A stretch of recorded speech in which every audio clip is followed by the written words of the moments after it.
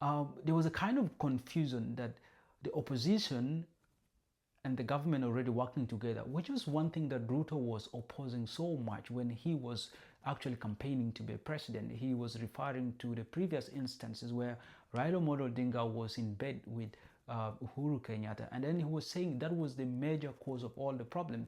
But 2 years later, when he took over power, he created the same issue. He brought in the opposition into government, and therefore it became so hard to notice where the opposition is and where the government is.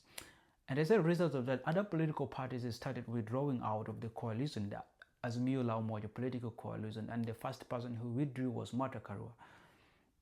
And then other political coalitions, other political parties were left. And ODM seems to be already in government. They're working right now with government.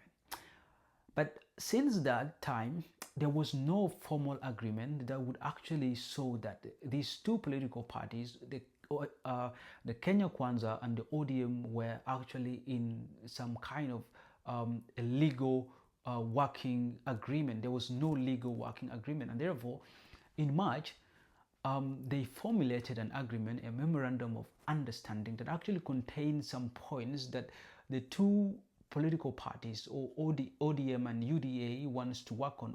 Kenya Kwanza, and ODM wants to work on. They initiated 10 points, and among them is that there should be the government of Ruto should stop abduction. They shouldn't be, work on the deaths and things to do with the compensation of all the victims of the protests. These were some of the points that they came up with.